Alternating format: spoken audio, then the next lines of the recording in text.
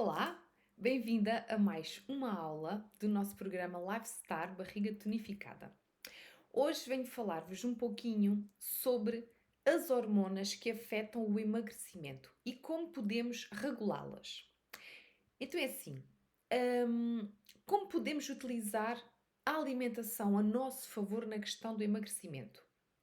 Vocês sabem, e é do senso comum, e toda a gente sabe, que para emagrecer, não é?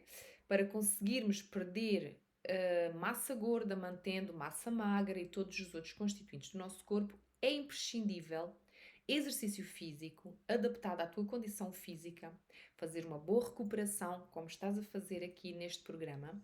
No entanto, se o teu objetivo é também diminuir a massa gorda, perder aqueles quilinhos que estão a mais, digo-te, e tu já devias de saber, que a alimentação é fundamental, ok? Então, como é que nós podemos utilizar a alimentação a nosso favor nesta questão do emagrecimento?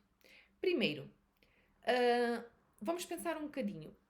Primeiro, porque é que a gente engorda, não é? Porque é que a mulher moderna está e tem sobrepeso? E há tantas mulheres com excesso de peso e até mesmo obesidade. Porque a dieta tradicional que nos fazem seguir, né, a pirâmide alimentar, implica uma grande ingestão de hidratos de carbono e uma ingestão muito deficitária de proteína. Infelizmente, já vamos começando a ouvir aqui em mudar este tipo de estratégia, mas a verdade é que a OMS nos indica um grande consumo de ingestão de hidratos de carbono e pouca proteína, quando isto fisiologicamente não faz muito sentido. E eu quero com este vídeo fazer-te como se fosse um abre-olhos, né? Um pensamento mais aberto daquilo que andas a comer, daquilo que te dão como informação mais saudável para te alimentares. Na base da pirâmide temos os grãos, temos as farinhas, temos o trigo, temos os tubérculos, né?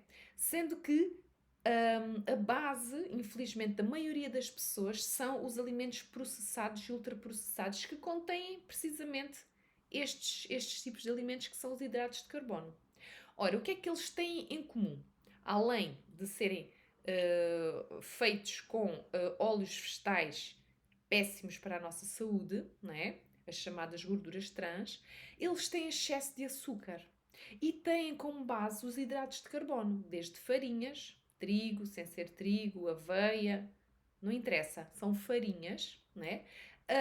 E que não são essenciais no nosso corpo, ou seja, o nosso corpo para sobreviver precisa de proteína e precisa de lípidos, que é a gordura.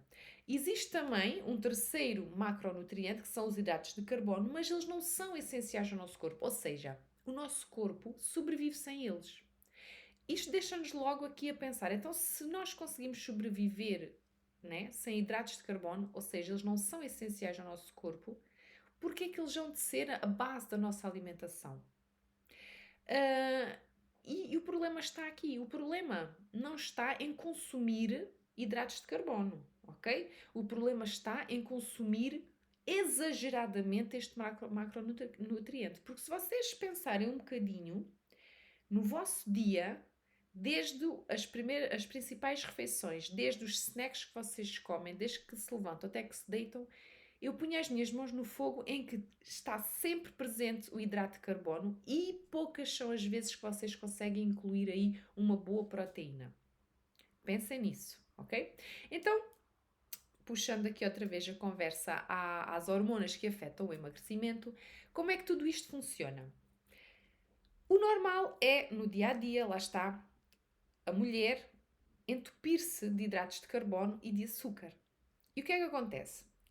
Quando nós comemos hidratos de carbono e açúcares, eles são metabolizados em glicose, ou seja, o que eu quero dizer é que seja açúcar puro, seja processados de pastelaria, pão, bolos, bolachinhas, cereais, hidratos de carbono, frutas, batata, massa, arroz, tudo isso o fígado encara como açúcar, ok? Ele não sabe se é uma glicose que vem de uma maçã ou se é de uma massa, ok? Por isso é que temos que haver aqui o tal controle. E aqui já puxar a consciência para comermos um hidrato de carbono mais saudável, né? Então, nós comemos hidratos de carbono. São metabolizados em glicose. Utilizamos essa glicose nas funções do nosso corpo, na atividade do nosso dia a dia e tudo o que seja em excesso, o corpo não vai aproveitar. O que é que ele vai fazer? Ele encontra na corrente sanguínea aquele excesso de açúcar que já não está a ser utilizado, ele não o pode deixar ali, porque o açúcar no sangue correndo pelas nossas veias é altamente inflamatório e vai prejudicar a nossa saúde. Então o corpo, sendo ele muito inteligente, lança a insulina, havendo um pico de insulina urgente para ir tirar aquele açúcar da nossa corrente sanguínea e joga aquela glicose, vai buscar aquela glicose e coloca nas células, certo? E ainda há uma outra situação, que muitas vezes o pico de insulina, aquela insulina não chega e o fígado tem que parar tudo o que está a fazer, ele tem mais de 2000 funções, ele para todas elas, vejam como o açúcar é perigoso para o nosso corpo, porque senão o fígado não faria isso, ele para tudo, lança uma enzima que vai apanhar aquele excedente que a insulina não conseguiu transportar e vai armazenar nele próprio enquanto gordura visceral. Daí que o chamado fígado gordo não é excesso na vossa alimentação de gordura, é de açúcar.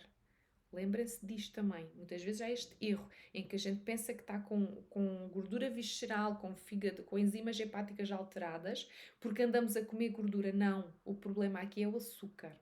Ok? Porque a gordura é um macronutriente essencial que o nosso corpo identifica como nosso, porque o próprio fígado produz colesterol para todas as nossas funções, principalmente hormonais.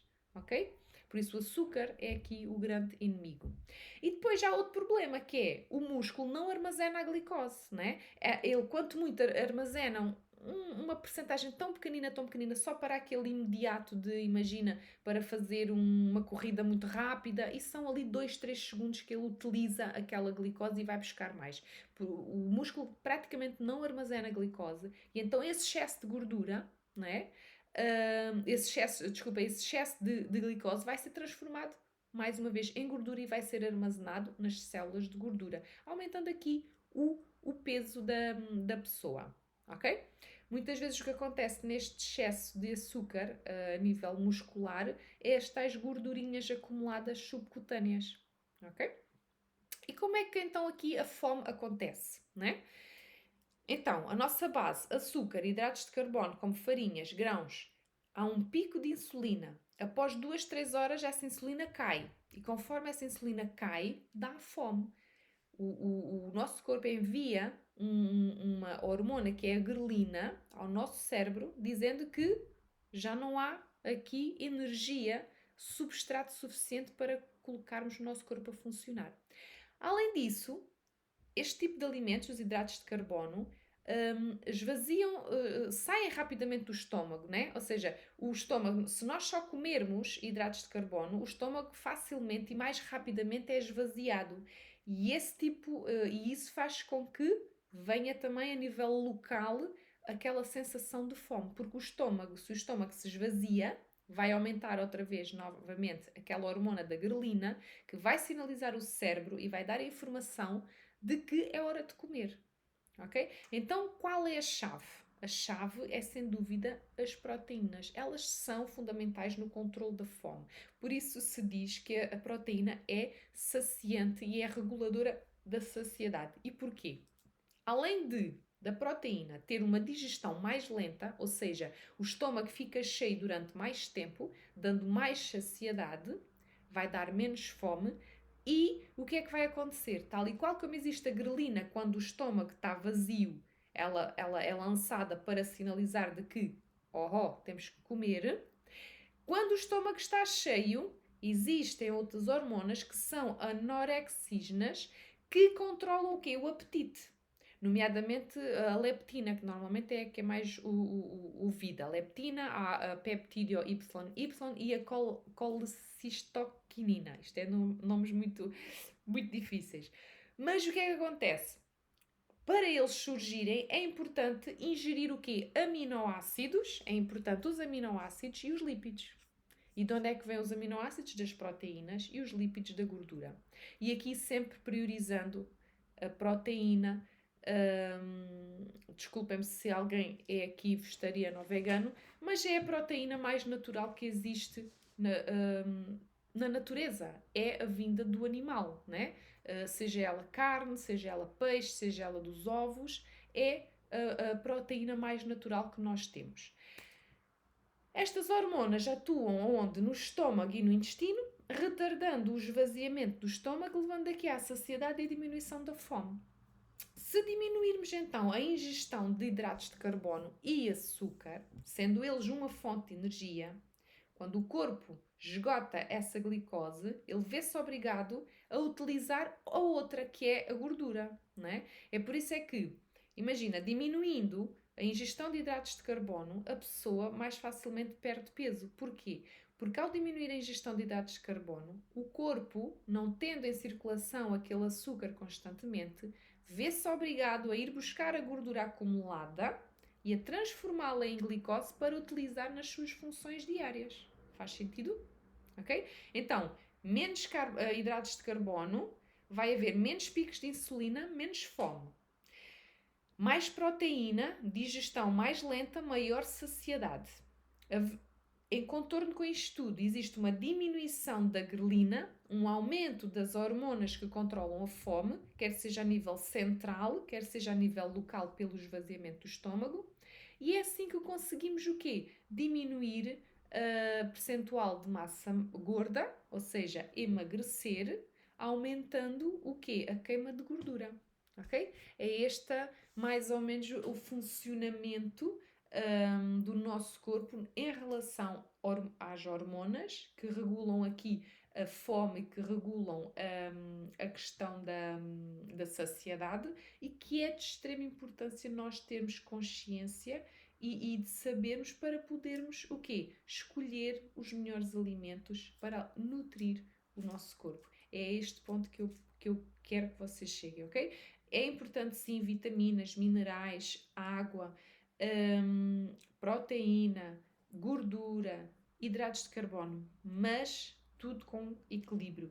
Nada de exagerar nas quantidades de ingestão dos hidratos de carbono, porque se vocês pensarem bem um bocadinho no vosso dia, vocês se calhar têm 70% uma ingestão de hidratos de carbono, quando pelo menos deveriam ter ali metade de proteína. Pensem nisso, ok? Vejo-vos no próximo vídeo.